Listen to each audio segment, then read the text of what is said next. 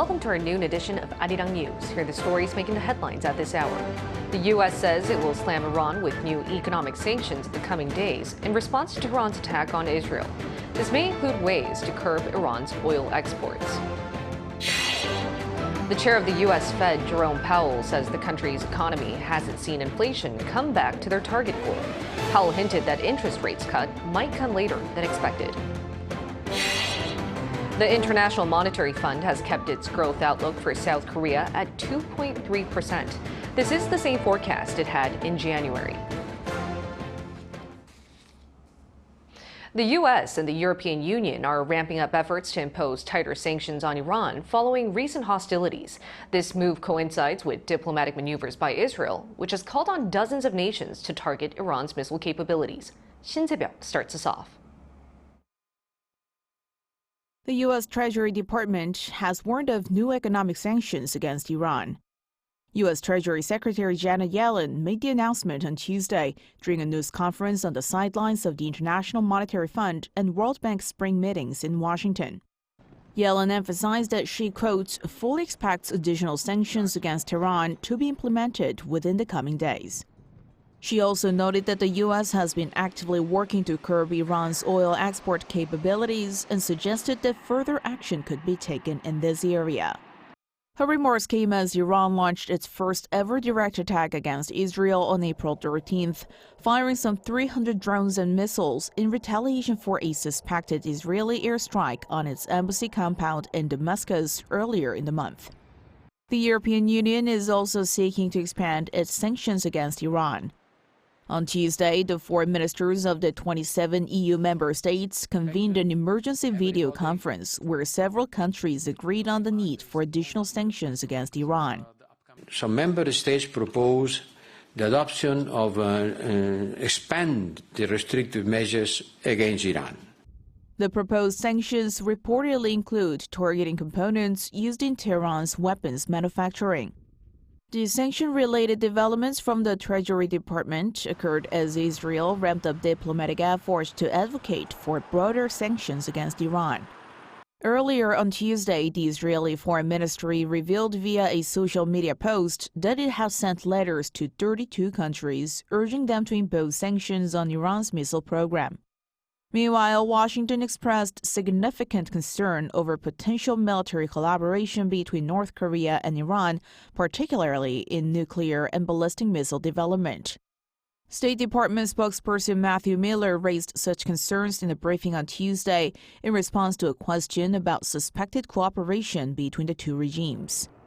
Pentagon Press Secretary Pat Ryder, in a separate briefing, emphasized that the U.S. is aware of the threats from North Korea and Iran. He highlighted that the U.S. is committed to working closely with its Indo-Pacific allies, including South Korea and Japan, to enhance security and stability in the region. Shin Se-byuk, Arirang News. Japan has renewed its false territorial claims to Korea's easternmost Dokdo Island in its diplomatic paper, sparking a strong backlash from Sewol. The report also said that it would not accept South Korea's ruling, ordering Japanese firms to compensate Korean victims of Japan's wartime forced labor.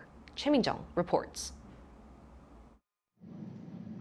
Japan has yet again made territorial claims over Dokdo Island in its annual foreign policy report.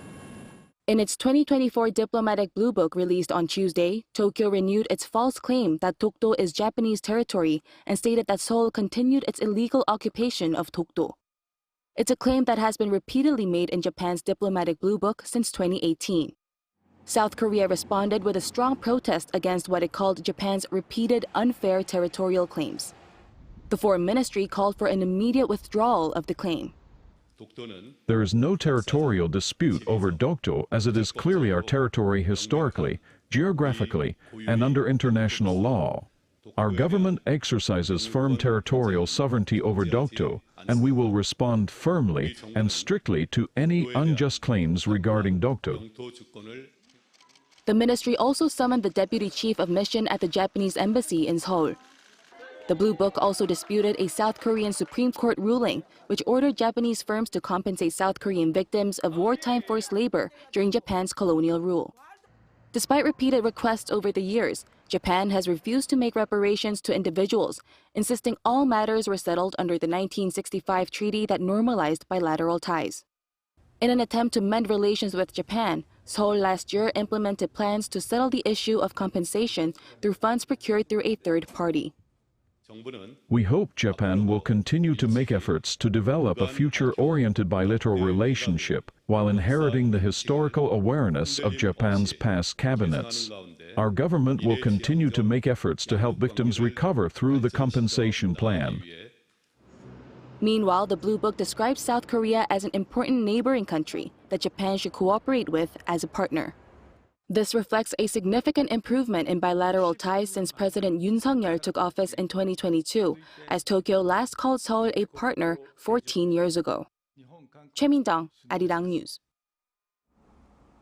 Now on to Washington. U.S. Federal Reserve Chairman Jerome Powell said Tuesday that high inflation figures will likely delay any rate cuts until later this year. His latest remarks signal a period of higher for longer rates. Lee Seung-jae with more. The U.S. Federal Reserve has long kept its inflation target at 2%. Reaching the target would mean rate cuts to levels seen before the COVID-19 pandemic. However, speaking at an event in Washington, D.C. on Tuesday, U.S. Fed Chair Jerome Powell hinted that it will take longer than expected to achieve the confidence needed to reach the central bank's inflation target, signaling it will also likely take longer to cut rates.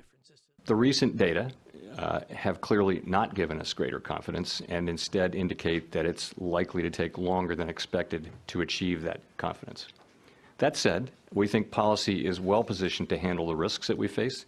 If higher inflation does persist, we can maintain the current level of restriction for as long as needed.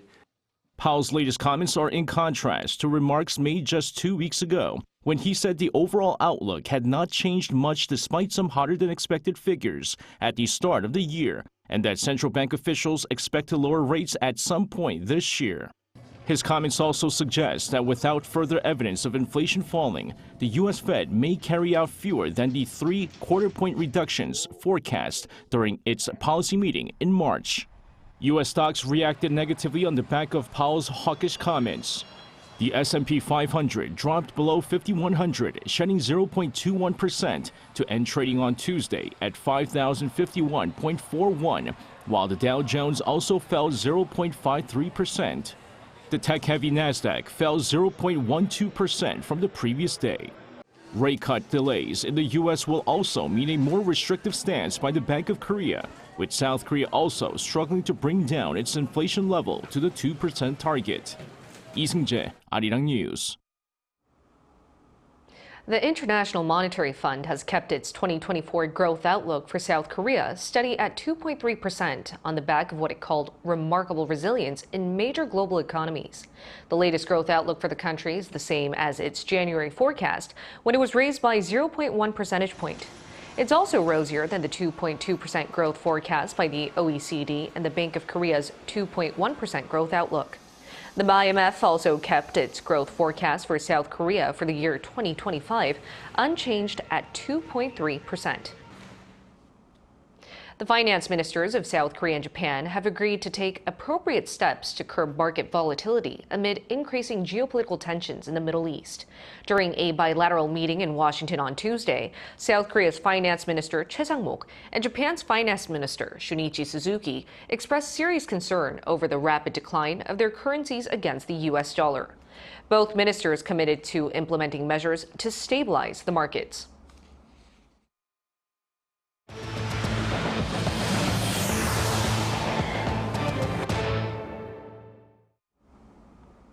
Yesterday marked 10 years since the Sewol ferry sinking, one of South Korea's most painful maritime disasters that took the lives of hundreds of people, mostly school children.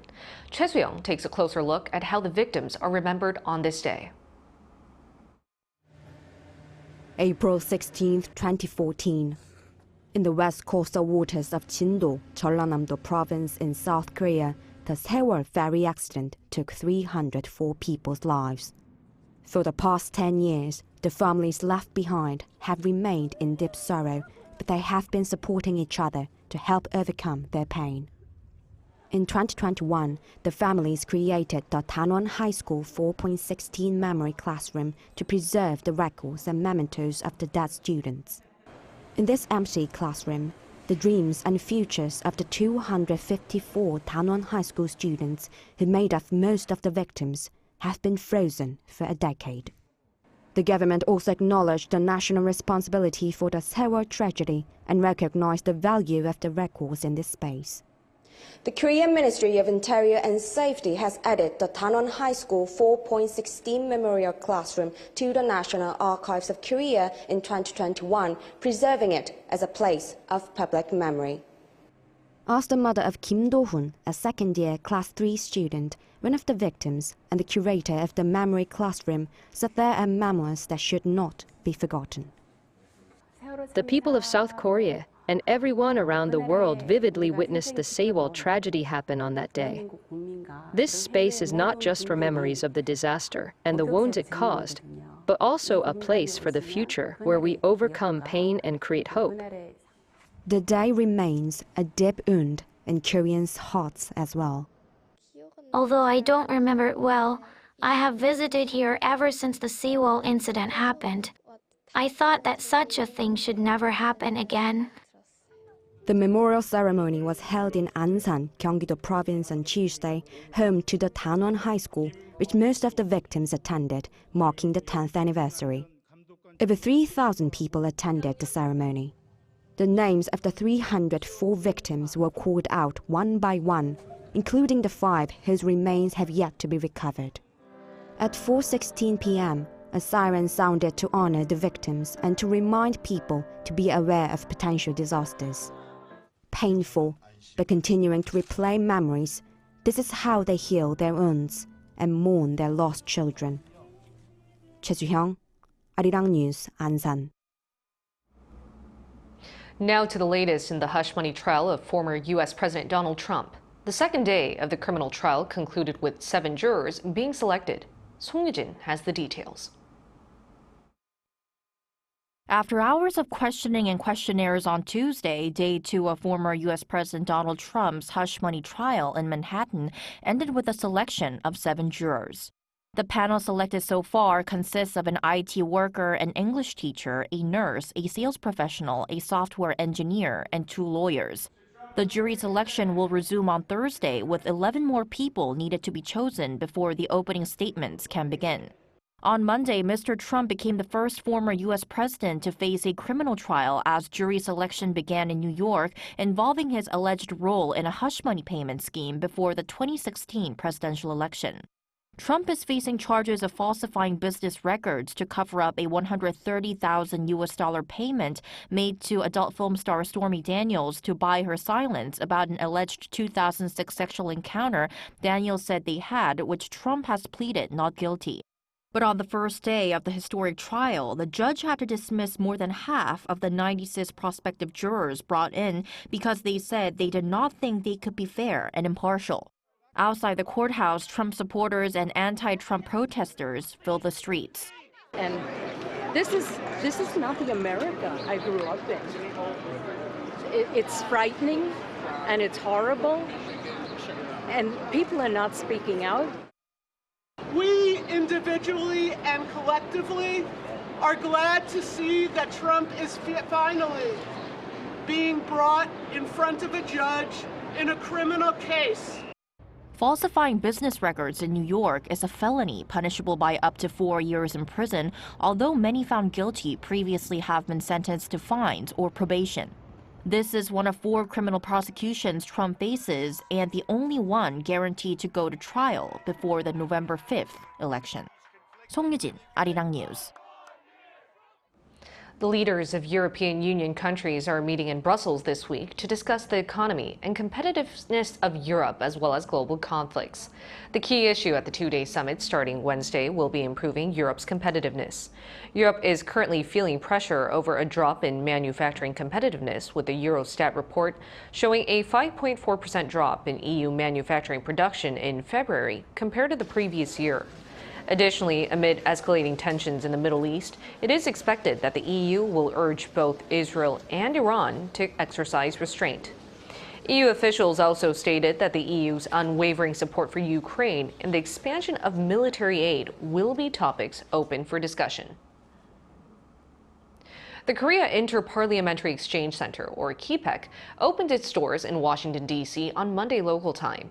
Located just 3 kilometers from Capitol Hill, the center aims to facilitate exchanges between South Korean and American legislators, thereby strengthening bilateral relations. South Korea's National Assembly Speaker Kim Jin-pyo spoke at its opening ceremony and vowed to form a more systemized inter-parliamentary union that can respond to global challenges together.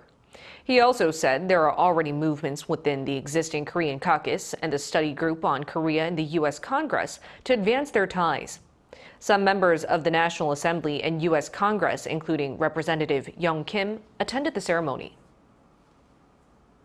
Drones are becoming a more recognizable feature in everyday life, which save aerial travel and landing critical.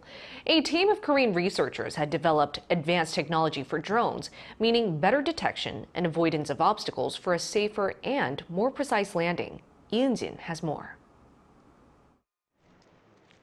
This is a delivery drone that transports items from Jeju Island to nearby Gapado Island. It quickly delivers food or daily essential products to areas that lack accessibility. The most important factor for such delivery drones is safely avoiding any obstacles and landing at an exact location. With the development of driving technology, these drones can reach their destinations with GPS tracking, but they haven't been able to detect surrounding geographic features. To improve this technology, a team of Korean researchers have developed a new landing technology for these drones by combining 2 different kinds of sensors. A camera sensor first monitors geographic features. Then its artificial intelligence function checks for obstacles like water or trees or any surface distortion in the shadows. Then, tilt information detected using a radar sensor is combined to determine whether it's safe for the drone to land. The research team set up obstacles for test purposes, and the drone was able to find an empty spot between the obstacles for a safe landing. We applied the best features of the 2 kinds of sensors for this research. We've confirmed from testing in various environments that this technology can be used for the safer landing of drones. The use of this technology means that drones can travel even in environments without prior information, and they can land safely at sites of accidents or disasters. Going forward, the research team also expects to expand its application to drones with a variety of purposes, from delivery to military equipment, and also to other unmanned aerial vehicles. Lee Eun-jin, Arirang News.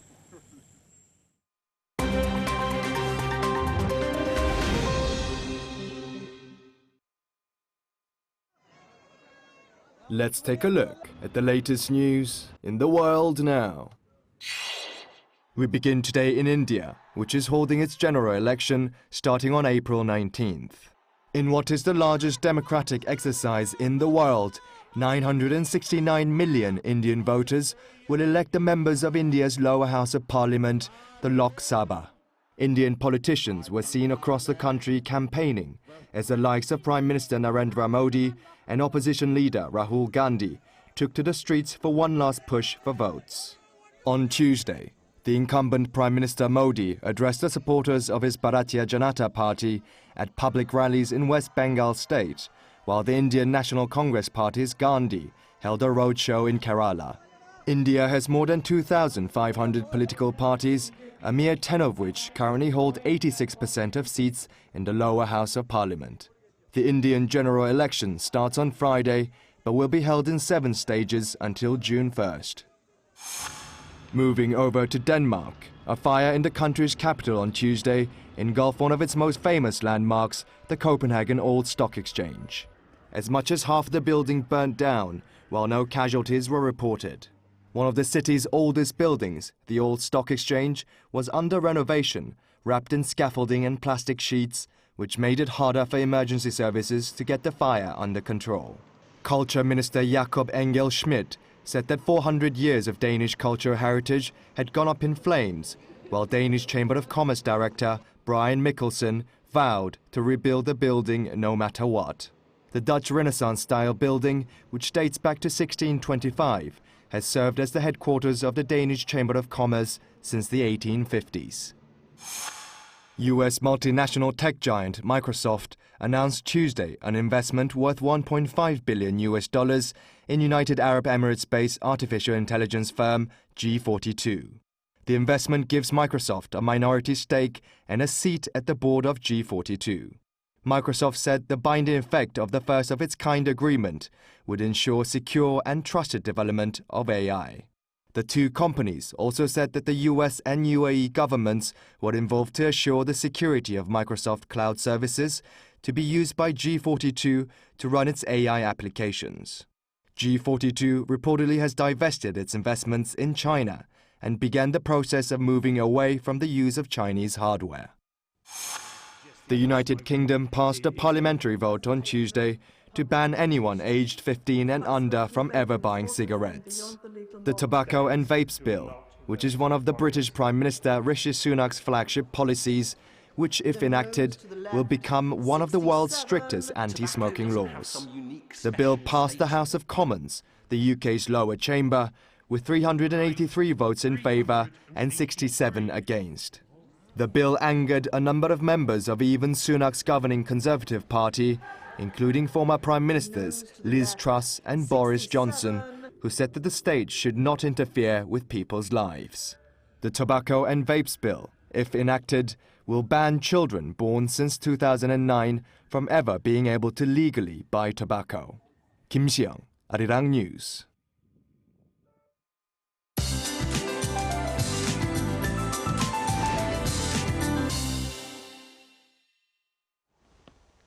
Good afternoon. Korea is going through a springtime nightmare since yesterday with bad air quality levels that are 2 to 4 times higher than usual. Dust alerts are in place for some parts of the country, and eastern regions could see dust levels soaring to very bad during the day. Dense fog in western regions, however, should clear as the day goes on. Afternoon temperatures should go up 2 to 5 degrees higher than yesterday in most parts today, but once the sun begins setting, readings drop rapidly, so please do dress accordingly. For a closer look at today's highs now, Sewol sees a high of 23 degrees Celsius, Jeju topping out at 19 degrees. Skies will get sunnier, but refrain from going outside, please, and wear a face mask. Air quality should improve tomorrow. Highs will go up further, leading to wide temperature gaps of more than 15 degrees Celsius here in the capital. Then we have nationwide rain in the forecast this weekend. That's Korea for you, and here's a look at the international weather conditions.